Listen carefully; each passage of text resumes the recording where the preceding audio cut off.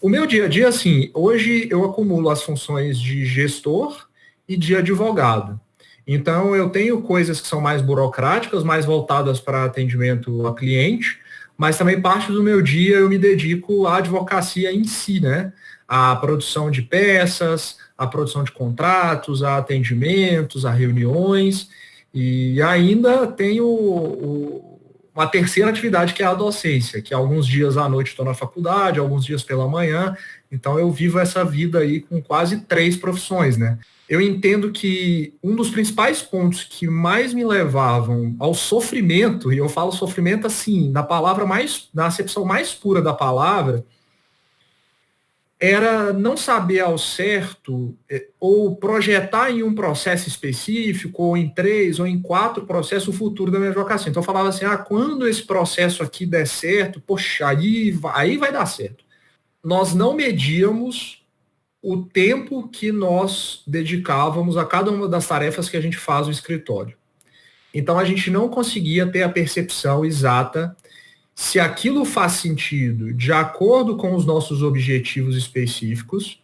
Então, sou um escritório de direito de tecnologia, sou um escritório societário, faço empresarial, propriedade intelectual. Apareceu um divórcio, é bom, vou fazer.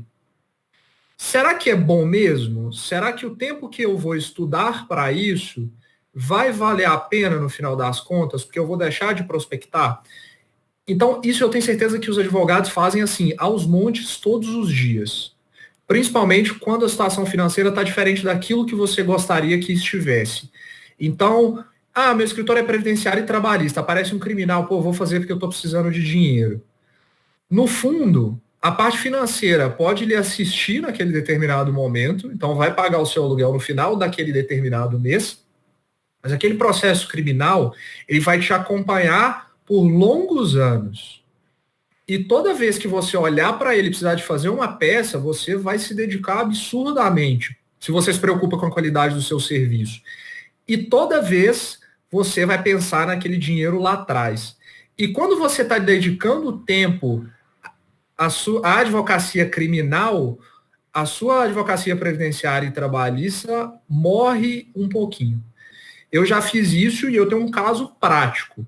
Eu trabalhava com imobiliário de forma mais extensiva, com direito imobiliário.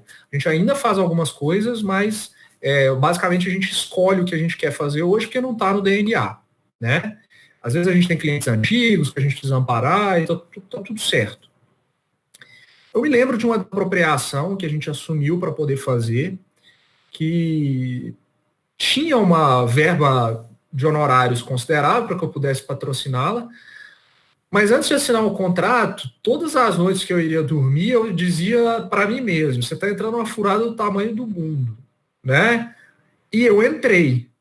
E olha, já se vão 8 anos desde então, e a frase que reverberava lá atrás na minha cabeça continua reverberando. E certamente continuará reverberando por mais vários outros anos. E não é que seja uma causa ruim, só é uma causa que estava desalinhada com aquilo que a gente tinha dentro do planejamento. Então, toda vez que a gente precisa fazer um movimento com relação ao próprio cliente, com relação à causa, a forma que a gente tem de abordar a situação, é uma coisa, a gente até brinca no escritório que é quase por sorteio, né? Fala, não, hoje é a sua vez de ir lá. Então, se tornou uma coisa ruim. Logo no início, eu tive uma sócia e ela estava passando por um momento bem complicado pessoal. E nós, enfim, durante 1 ano e meio, a gente teve, não foi enfrentamentos, mas a gente teve desalinhos. E durante esses 18 meses, a gente ficava assim, a gente dependia da prospecção e de uma captação para conseguir pagar o aluguel, né? Então, eu me lembro exatamente que em um determinado mês era, sei lá, dia 28, assim, e a gente não tinha caixa para poder fazer isso. E aí eu acho que nesse momento, no dia 29 entrou um cliente, eu lembro que a minha proposta de honorários, ela foi, eu esqueci tudo que eu pensava sobre fixação, sobre tabela da OAB, né, que faz a fixação mínima, e eu peguei o valor do meu aluguel com o condomínio e coloquei na proposta e falei, eu vou te cobrar isso aqui para poder fazer. Então esse foi o parâmetro de fixação de honorários, foi dinheiro para pagar aluguel. Eu acho que nesse momento eu pensei assim, poxa, será que ao longo de toda a minha carreira como advogado, eu vou depender dessa prospecção imediata para poder saldar eventuais dívidas ou saldar eventuais investimentos? E aí, quando eu tive isso, eu falei, isso não pode ser uma montanha-russa, entendeu? Eu preciso ter informações para poder tomar decisão, mesmo que não esteja dando certo, vou fazer outra coisa, mas eu preciso fazer isso com base em informações, com base em dados. O que é não estar dando certo? Se esse mês eu consegui um cliente, no outro mês eu consegui dois, depois eu voltei para um, quer dizer que já piorou e não está dando certo, porque minha prospecção caiu pela metade? Não, não pode ser isso, entende? Porque qual que era o meu problema? Até os livros jurídicos que tinham informações sobre gestão de escritórios, eles eram muito fora da realidade dos pequenos escritórios. Parecia coisa de gestor de escritório de São Paulo que tem 400 advogados. Eu falava, gente, eu não tenho nem. Eu me lembro muito bem que eu consegui uma planilha uma época. Eu falei, eu nem tenho informação para botar nessa planilha. O cara me pergunta qual é a minha despesa variável, eu nem sei qual é a minha despesa variável, sabe? Eu não consigo nem medir, a coisa que é tão pequena. E aí eu fui estudando e fui ajustando alguns modelos, fui aprendendo bastante, e a experiência também vai dando